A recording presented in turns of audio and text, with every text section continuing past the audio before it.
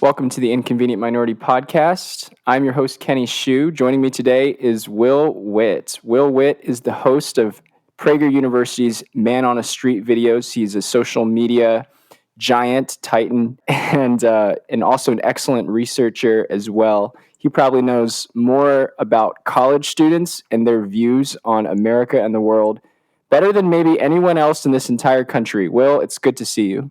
That is a large calling you have right there, knowing college students better than anyone else in this country. I don't know about all that, but potentially, I could potentially have that. You may have spoken with more college students about issues in politics more than maybe just a select few of people. Yeah, I never thought about it that way. That's actually interesting. I have talked to college students probably a lot more than most other people would. I do understand them pretty well, but that might not always be such a good thing, actually. Yeah, I know. Especially with the way things are going now. I wanted to bring you on. I wanted to ask you about really like a few things because you've observed college students and you've talked with them directly on your Man on a Street videos, which if listeners don't know, Will goes to college campuses and talks with students about political issues, basically, and he asks them pointed questions like, do you believe that there's racism in society? Or what do you think about Coca-Cola going woke or something like that? You know, he's had a lot of experience on these issues and everything. So I think the first question I wanted to ask you really was, are people that you interview in college, would you say they're largely of the opinion that Black Americans are at the bottom and most marginalized in society, and then white Americans are basically at the top? I would say that is definitely the case. I think most people on college campuses, and honestly most people in America, especially in the urban areas, think that there is this big discrepancy between white people and Black people in this country, and it's only due to institutional and systematic racism, and that it has nothing to do with culture or anything like that. So I think that your assessment there is completely true. Yeah. So sketch out the narrative for me. So you mentioned the reason why Black people are at the bottom of society, according to many of these students, is because specifically of institutionalized racism, meaning that it has nothing to do with their own individual choice, actions, or culture.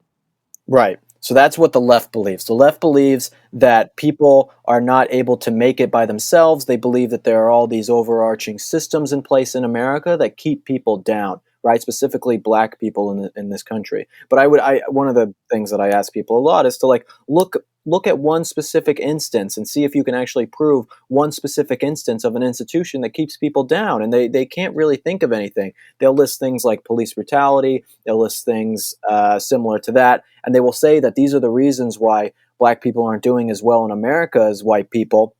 But in reality, we have to look at the government bureaucracy of why these problems arise. We have to look at the welfare state. We have to look at the lack of education opportunities, no school choice, affirmative action. I mean, these are the real problems affecting these communities. And these affect, especially like the welfare state. I mean, that affects white people just as much as it affects Black people, right? I mean, it's something that is a problem for everyone. When you're getting free handouts from the government, then of course you don't want to work. There were those studies that just came out.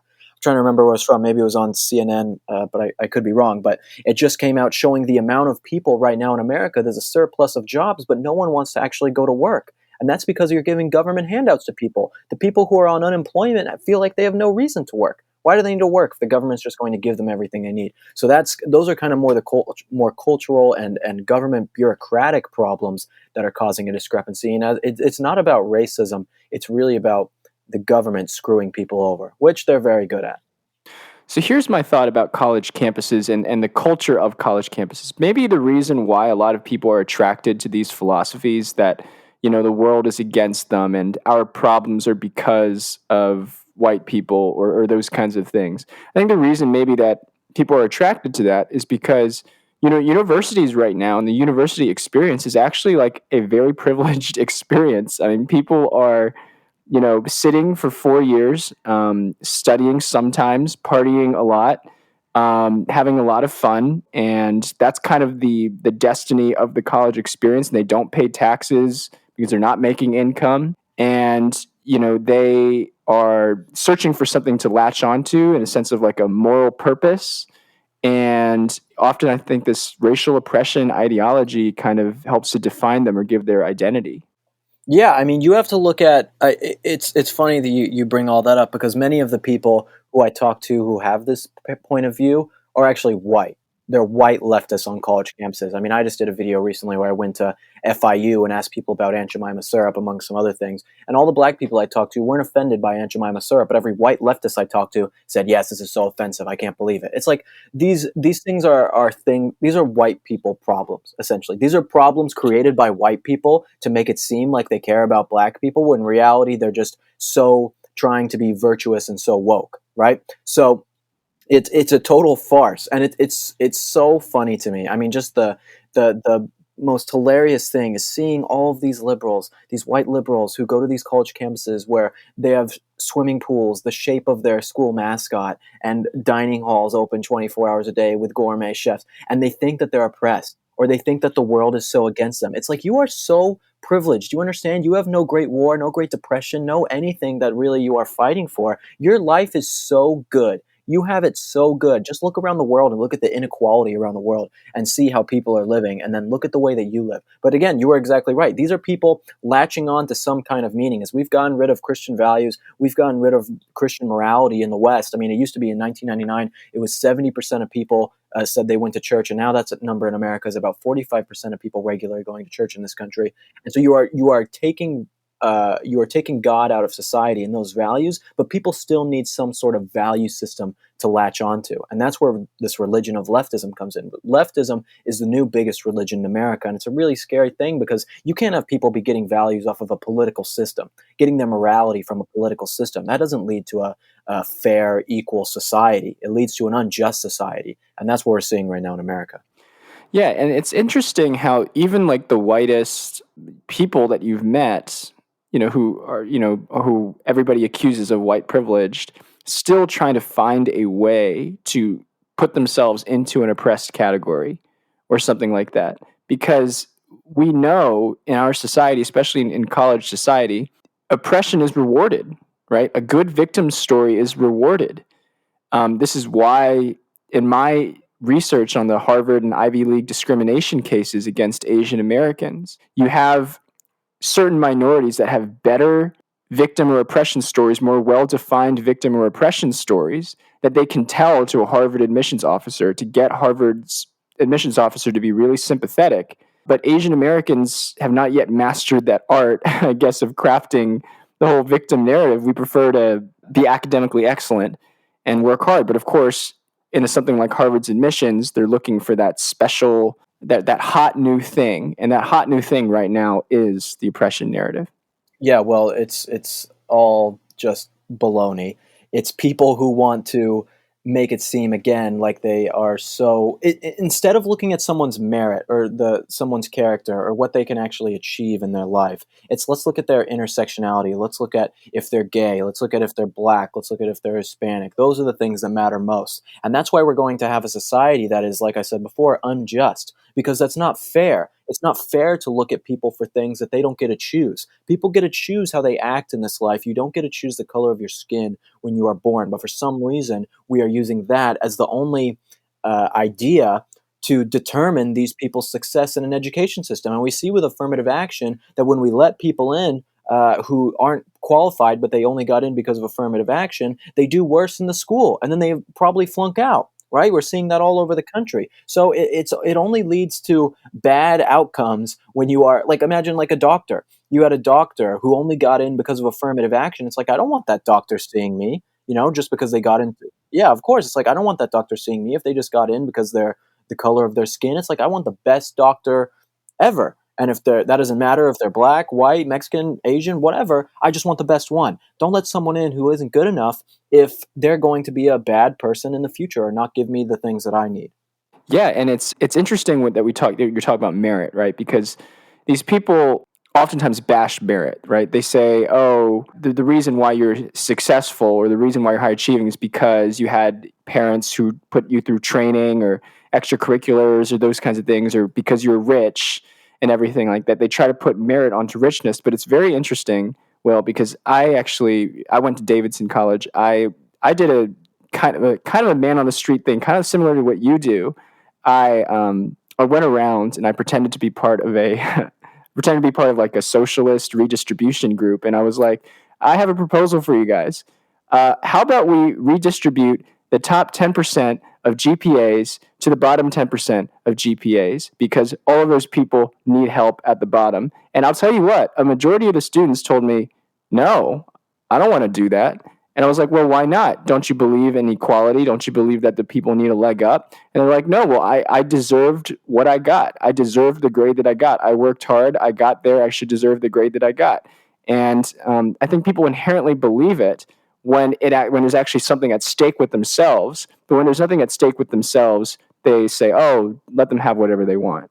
Yeah, exactly. It's like that. The affirmative action stuff doesn't really affect them. That's kind of outside of their life in a ways, right? Especially if there's some privileged kid whose parents are just paying for their college. Like, that doesn't mean anything to them, but it's easy for them to sit on their couch, sit on their butt, and say that they care about black people in that sense, right? But when it's something that actually affects them, they work hard for their grades. Of course, they want to keep their grades.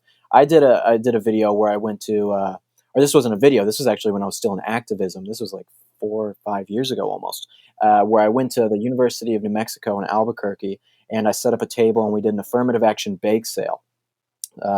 And basically what we did, we set up a bunch of different baked goods and then set them up for people to buy. And we sold them to people for different prices based on their race. So for white people, it was $1. Asians, it was $1.25, and then black and Hispanics, it was 75 cents. And then if you were Native American, you paid Asians $1.25. Yeah, because That's Asians hilarious. get it. Yeah, Asians get it. It's the toughest for them. To reflect it. I get it. Yeah, exactly. And so we thought it was a great idea. I mean, it basically says that black people, Hispanic people, you're not as smart as white people, so we need to give you a leg up. We need to give you this discount in your price, right? But then some of the black people, before I'll get into it, but some of the black people would be like, yeah, that's not really fair. I don't really agree with that. Why do you think I can't afford the same as white people? And it's like, that's what affirmative action does. But then some leftists on campus came and they totally surrounded us, yelled at us, death threats, horrible things. They flipped our table. And then you want to know the worst part? They smushed my muffins. They smushed my muffins. I know. They smushed your muffins? They smushed my muffins, man. That sucks. Sucks. It sucks. I spend all day, all night slaving away in the grocery store to buy those. Yeah, you made some nice muffins. Exactly. But that's just like, they didn't understand it. They thought it was incredibly racist. But if they would only look a little bit deeper, then they could understand what affirmative action actually means for people. Now, some people will look at you and say that you're the definition of white privilege. What would you say back? I mean, they definitely do that. I mean, I don't, I don't like to totally get into my personal life with stuff, but just, myself, like I grew up without my father around. He was in prison actually for most of my life. My mother would work 2 16-hour shifts on the weekends to provide for us. Like that was how I grew up, right? And I dropped out of college that I was paying for myself to come and with no money move out to Los Angeles to make something for myself. And I did it because I'm talented and I have a will to spread the values and the messaging that I want to. Not because I'm white, not because of any racial circumstances. It's because I had the talent and the willpower to stand up for what I believe in. Not everyone can do that, but I did it because I believe in the things that I talk about, right? And I practiced and I worked really hard and I researched and I got really good at the things that I do. So it has nothing to do with me being white for the fact that I am in the place that I am. It has to do with hard work. It has to be with sometimes, of course, a little luck. Everyone has that. But it's hard work and dedication to the things that I believe in. And that is how I've gotten to where I am, not because of the color of my skin. And people who say that, I mean, it's just a way to try. It's a way for the left to, instead of, again, looking at the things you do, battling your arguments, battling my ideas, my conservative ideas, the things I talk about every single day on my videos and on my streams. Instead of battling those ideas, they just say, you have white privilege. And then they think they win the argument, right? But it's like, that's not winning the argument. You're just deflecting away from what's really at stake here and not confronting what's really going on. Wow, that's incredible. And it's funny because that's a story that people are not going to be able to see based on your skin color. And that's the whole ridiculous paradigm of race in this country. It's that actually, even if you're trying to help the so-called community that you're for, whatever minority community that is, you're inviting people to judge people based on a very small fraction of who they are, which is their race. And people are not going to know that about you because you're such a confident person. Obviously, you come around good with media, easy going and everything like that. And people will think, oh, wow, you must have grown up in such a privileged environment, privileged household and everything like that. And they're going to assume things about you and they're going to resent you for that. People, it's the same thing that in my studies of the Harvard admissions case I've seen done to Asian people. Harvard admissions officers, they look at an Asian student's application. He's like strong at everything, like great SAT scores, great grades. You know what they assume about them? That they're like a hardworking overachiever with no personality. And that's why they use this like idea of the personality score to lower Asians in the admissions process without even meeting them. And which is racist. It's racist. That is what racism is. If you want real racism, look at these Harvard admission standards. Look at these college admission standards. That is real racism. Yeah. And it's assuming something about you that you did not give them permission to assume about you. If you come to an application process and something like that, it should be like, hey, what do you bring to the table? But now it's becoming about your background. Exactly. It's like I wish that people would just look at the standards that everyone grew up in, or their character or their grades or whatever else that it is, and say, this is what we judge people on. All this stuff, man, it gets exhausting. It really is exhausting every day, doing my streams like me and Amala. I don't know if you know Amala. She's a new influencer at PragerU. She's great. And like we do this every day. And then I have my podcast and my videos, and just all the time, man, we have to talk about the race stuff and all the racism and things going on. It's exhausting. It's like, why is everyone so preoccupied about it? Why is the left so focused on this every single day? It's like, why can't we at least talk about like taxes or like things going on and like in the world economically or something? It's like every single thing we talk about now has to be about race. It's wild, man. It's exhausting. It's exhausting.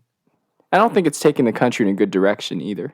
No, it's pitting us against each other. It's like this video I reacted to a little while ago with these two. It was like animated. It was two Barbie girls, and one of them's Yes, black. I saw and that. Yeah, and it's like one of them black, one of them white, and she's talking about like selling stickers at the beach, and like these security guards were racist. It's like you made up this fake story, and you're basically telling people that white people are racist to black people, and you're making it so that little girls or boys, if you're a boy who watches Barbie, hopefully not.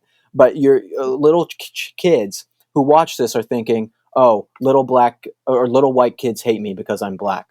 That's what they grow up thinking. When I grew up, that wasn't even on my mind. I never thought that. I went to a very diverse school growing up my entire life, and I had tons of friends of all different races, and it was like I never even thought about racism or anything like that. And now it's front and center on everyone's mind, and not just adults' mind, not just grown people or college students. It is children who they're pushing it on too, which is the most insidious thing that the left does. They love putting these things on children because they know that if they get them early with these ideas, then there's no escape.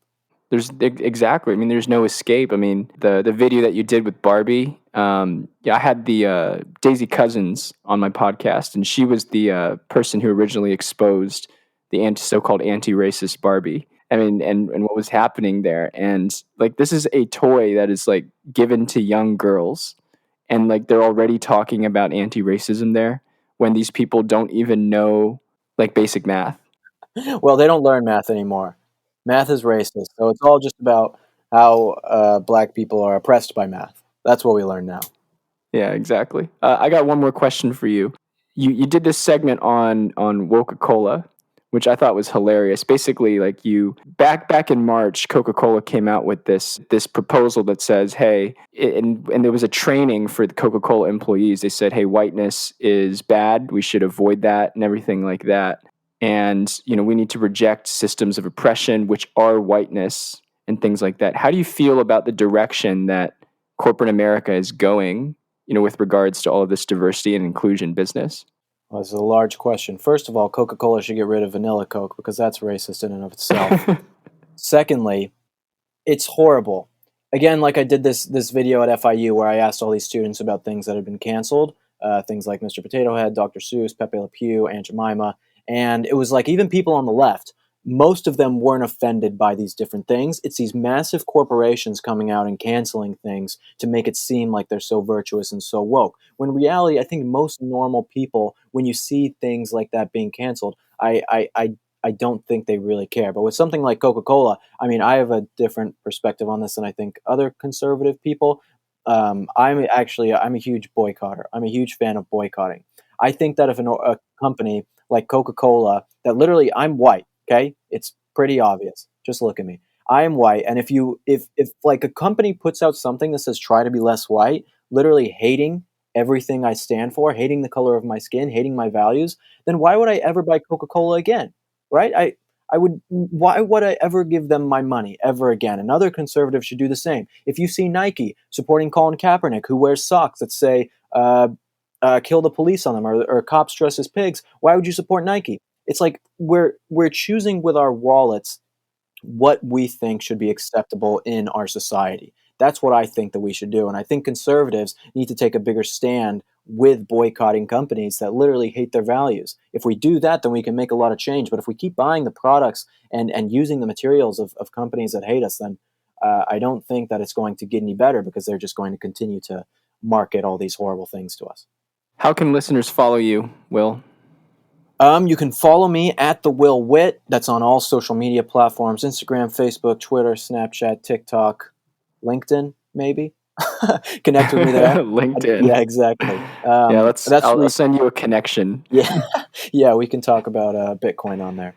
But follow me on all those, and then you can also go to PragerU.com to watch all of my videos and all the other PragerU videos, which are very educational and will definitely, hopefully, change your mind on a lot of things. Thanks so much, Will. It's great to have you. It's great to have, or be on. Thanks, man. Absolutely, man. That was my interview with Will Witt. I want to talk about a few things. White privilege. White privilege. I remember first being exposed to this word, white privilege, on my freshman year of college. I was a young, naive student at Davidson College, and I went to this event called Pathways of Privilege. In this event called Pathways of Privilege, which was held about 2015, before, the woke ideology started really dominating everything in media and corporations and everything like that. But I came in, I was given a checklist. One of the first questions on this checklist was, are you white? I, of course, checked no. And I wondered why that was relevant. And I later found out that after I took this survey, which included other questions like, are you tall? Are you straight? Did you have a good education? Were two parents married?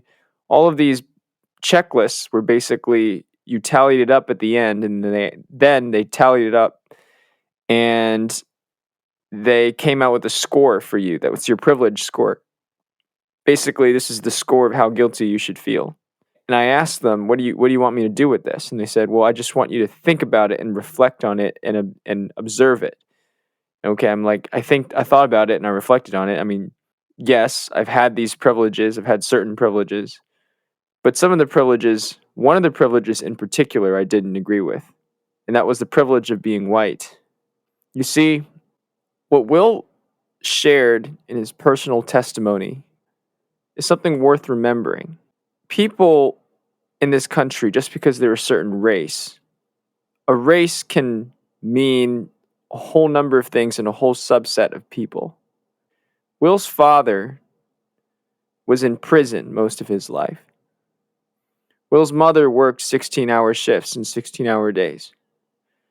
Will was not raised in a privileged environment, but he went to Los Angeles to pursue his career. With a combination of talent and will, was able to make it in this country. Working class guy. But here's the thing, the way he dresses, the way he talks, his celebrity, you might think, oh, look at this guy. He must be the epitome of white privilege. If you take a look at Will Witt, I mean, he looks like this handsome, competitive white guy. And a lot of people probably accuse him of this on a daily basis, of being the epitome of white privilege, but they don't know his full story. And that's what racial ideology does. Racial ideology tells you that instead of looking at your full story, instead of really trying to get to know you, we're going to assume things about you based on what you look like. I met with a guy today at my old church, and he asked me, Kenny, how do you know that I'm part Asian? And I look at him and I said, you know what? It's your eyes. Your eyes give it away. And then his point was, you only think that I'm Asian because of my physical features on me. But my physical features have no direct causation to anything else inside of me, any of my characteristics, any of my beliefs. It doesn't cause anything. The fact that I have eyes shaped a certain way, or my hair is shaped a certain way, doesn't mean that I have any internal characteristics. Now, do I have characteristics that are perhaps more likely for people of my race? Yeah, there's a correlation, there's a relation. But the very fact that I have eyes of a certain shape has no causal effect to anything internally or personality-wise or characteristic-wise about me. And so what we're doing when we are saying things like white privilege or Asian privilege or, systemic injustice against blacks is that we are assuming characteristics about people based on their physical features, based on their physical characteristics that is in some ways assuming sort of a causal sensibility. It's actually quite offensive. It's actually quite offensive if you think about it. Because if I came up to Will Witt and I just assumed that he was a privileged white guy and treated him like a privileged white guy, I would be missing so much about him. And that's partially what this whole woke narrative is all about. It's about trying to reframe the brain so you start thinking about things in a racial lens. You start thinking about everything in a racial lens instead of coming to the table and as a neutral third party and asking you, what is your story? And I asked Will today, what is your story? The whole concept of white privilege is in many ways pretty baloney. Working class white Americans since 2015 have a higher mortality rate, death of despair rate between the ages of 50 and 54, deaths by drugs, alcohol, and suicide. This is a Brookings Institute study. White, non-Hispanic adults in that range have higher rates of death by drugs, alcohol, and suicide than minorities. Working class white Americans in many counties are dying at a higher rate than minorities. People without working class white Americans without high school educations are engaging in many behaviors that we would consider, that some racists would have considered back then to previously have been reserved for minority races. And this is a horrible thing. It's a horrible thing. This is a tragedy for America. But people act like it doesn't happen because these people are white. I once was with a friend of mine, a white friend of mine, who told me about his community back in rural, working class Pennsylvania.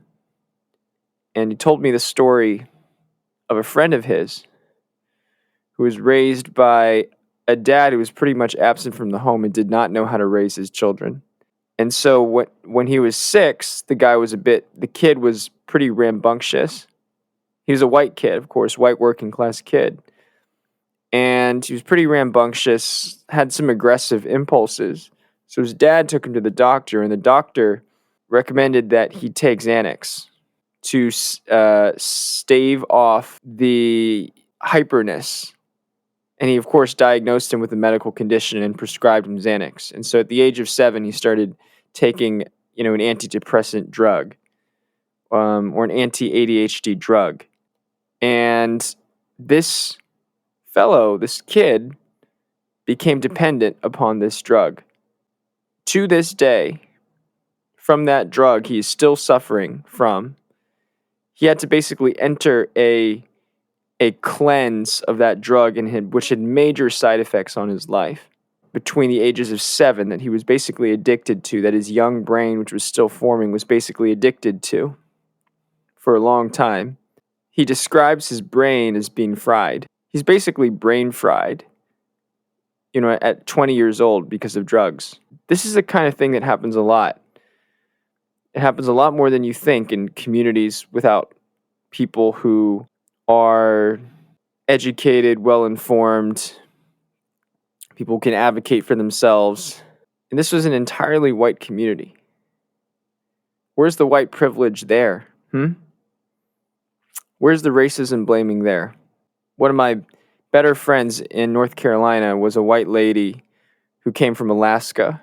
And she was one of the only people in her class basically to survive high school socially and not turn out, pregnant. There are very few people in her high school that actually held fast to her Christian faith. And of course, what people don't realize is that it's easy for rich people to say, oh, you don't need the Christian ideas of marriage. You don't need community. You don't need religion. You don't need church. And of course, what doesn't affect them as much has a trickle-down effect and affects the people at the bottom of the tier real hard. Because working class white Americans right now are the class of Americans right now that is abandoning church and religion and community at a higher rate than anybody. And you think that this is a good effect, an empowering effect? Look at the deaths of despair. It's not a good effect. It's not an empowering effect. Look at the disintegration of marriage among white working class Americans. It's not a good effect. So, of course, elite liberals who preach these kinds of things don't understand the consequences of what happens when their ideas actually get absorbed by communities that cannot afford to absorb them. Things like abandoned church, abandoned family, abandoned traditional marriage. I was moved by those stories and those testimonies when I talk with people about these kinds of things, because it just reminds me how silly and stupid talking about problems in terms of race is. It is utterly stupid. I talked with this professor named Michael Munger a long time ago. He's a professor at Duke University, and he tells me he grew up on an orange farm in a community in rural Georgia. He's also white. Rural Florida, excuse me. And he went back for his 40th high school reunion one day. He managed to escape his high school because of the SAT, actually, surprisingly. It enabled him to get noticed by Davidson College, and he was able to go to Davidson. If it weren't for the SAT, he might still be working on that orange farm. And he remembers going back to his 40th graduation. He starts asking about his classmates. 10 of his classmates died because of complications regarding orange farming. These are sobering facts, guys. These are sobering facts. There are communities in the United States that are just as poor and dumpy as any so-called minority inner city community that you could think of, and you say white privilege. You say white privilege. Makes no sense. Makes no sense. It doesn't help this country. It really doesn't. Next thing I want to talk about is transcending this. How did Will transcend it? He dedicated himself to hard work. He had talent. He had acting talent. He knew that. And he had will. That is the definition of how to give yourself the best shot for success in America. You have to have talent. There's no question. If you want to be successful, you have to have talent at something. And if you have talent at nothing in this country, it's not going to bode well for you. It really isn't. At least from a worldly, earthly perspective, it's not going to bode well for you. But if you have talent and you don't have will, you basically waste it. Will did not waste it. There was a guy that I met when I was on a trip to the Outer Banks. He did not go to college. But he trained to be an electrician at his dad's electricity company. He's going to take over his dad's electricity company one day. And he didn't need to go to college. He just needed to have talent, which he did, and he needed to have the will to learn electricity. And of course, we know today that electricians and plumbers are some of the highest paid people in skilled professions in this country. They can make a significant living, and yet people don't want to do it because they are perhaps swayed one way or another to the idea that it's a less prestigious job. Well, okay. Well, if you can afford it, fine. Do your thing. But if you can't, maybe you should think about it. White privilege, hard work, willpower. Those are all the factors to be able to come into this society at a decent rate. I talked a long time ago in another podcast about Harvard's culture, about the millennial success sequence. They studied 20 to 34-year-olds back in 2015, 2016, and they found 20 to 34-year-olds who got a full-time job, graduated from high school, and married before they had kids had a 97% chance of not living in poverty. Isn't that amazing? A 97% chance. Now, of course, the thing is, a lot of people don't follow even those norms, even those well-established norms. And that has nothing to do with race, by the way, but that has everything to do with talent and willpower. Do you have willpower? Do you have self-control? Do you have the discipline to be able to cultivate whatever you want to cultivate long term? I want to talk about the silliness of blaming problems on race. There was an article in the American Medical Association a couple of weeks ago. It said systemic racism is responsible for disparate medical outcomes, and the first thing we need to do is acknowledge systemic racism in the health industry. And then, of course, the things that they recommended were, of course, preferring black doctors for black patients, etc., acknowledging racism in the industry, blah blah blah. And I don't actually mean to dismiss these ideas on face. Like, I'm willing to have an open mind and content with them, but then the articles that they cite, including this one Boston Review article claiming that there is systemic racism in black health patients that are being admitted into hospitals. Because evidently, according to this article, black health patients are less likely to be admitted into specialized cardiac health procedures than they are to be admitted in general health admissions for cardiac-related problems than whites. And that's evidence of systemic racism because it's evidence of implicit bias against black Americans, blah, blah, blah. And what this article found, the subtext of this article, I wrote an article about this very subject. What the subtext of the article found, actually, was that the reason why white patients were able to get more access to the specialized cardiac care than the general medical care compared to black patients. The reason why they were able to get access to more specialized medical care was because white patients advocated for themselves. They actually spoke up saying, hey, I want specialized cardiac care. And so when they compared black patients who advocated for themselves and white patients who advocated for themselves, the racial discrimination effect goes to zero. They were treated the exact same way. So it wasn't racism that explained the disparate medical outcomes between readmission in specialized care of blacks and whites. It was behavior.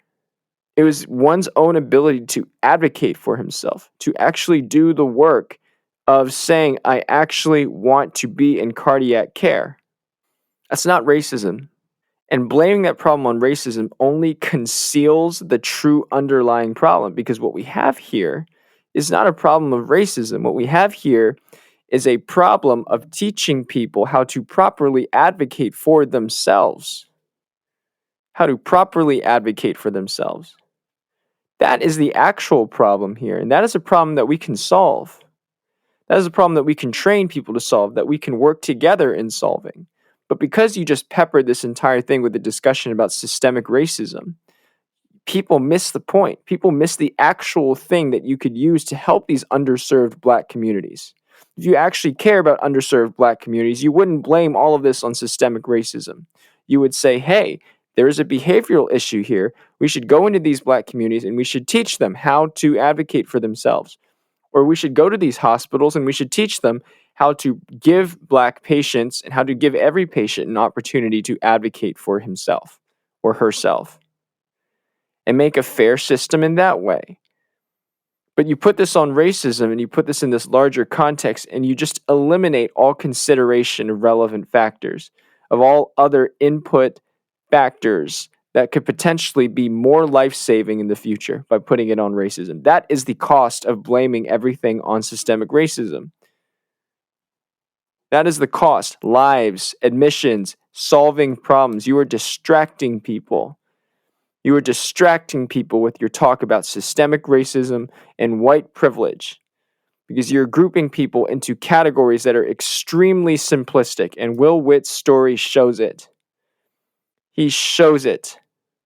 I've talked to you guys throughout this entire podcast about race blindness, about the idea of white privilege, the fallacy of making arguments based on white privilege and systemic racism when you don't have evidence to back it up or when the evidence is based on people's behavior. We need to do a better job in this country of precisely defining what is going on in our country. And I think that race is being used as a convenient wedge, a convenient ledger that people are using to try to assume that they know about American society when they don't. They really don't. They have no idea. They have no idea, but they want to pretend that they know everything so they can establish themselves as an expert with X credential for this university, and they have known nothing except lies, racialized lies, and it hurts people. It genuinely hurts people because people whose stories are so much more complex than I'm white and I'm privileged, or I'm Black and I'm oppressed. People whose stories get lost in the mix are not told. They're not told how to advocate for themselves. They're not told how to solve the problem because everything is mixed up on race. That is the consequence of woke culture today. It actually depraves minds, turns minds into mush. It actually lowers our ability to solve problems.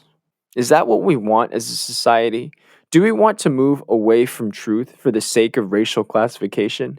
Do we want to move away from helping people for the sake of racial classification? It's like Will said. There were Black students who stopped by his affirmative action bake sale table and realized they had to pay 75 cents for a cookie when a white person had to pay $1 and an Asian person had to pay $1.25. And the Black students came up and they said, "What do you mean? I don't think that this is cool. You don't assume that I can't pay the full $1?" It's about equal dignity, guys. It's about treating people as an individual. And treating people as an individual does not mean atomizing that person. It means taking the time to get to know that person as a person with his own story. This is part of the reason why I started this Inconvenient Minority Podcast, because I'm interested in people's stories and how they inconvenience these racial narratives, these large narratives that are coming across in society today and are acting like parasites on our young people and infecting them with this false idiocy that they have to then clean out and rehabilitate through the rest of their lives. I can only do so much. We have to have a larger cultural shift in our country if we want to get anywhere. You're listening to the Inconvenient Minority Podcast with Kenny Xu. Please give a review. I really appreciate all reviews. Send me an email, kennyshuwrites@gmail.com. If you're interested in leaving me a more extended feedback or extended comments, but I'd also appreciate your 5-star review if you enjoyed this podcast. Thank you so much for sitting down with me and Will, and I look forward to seeing you next time.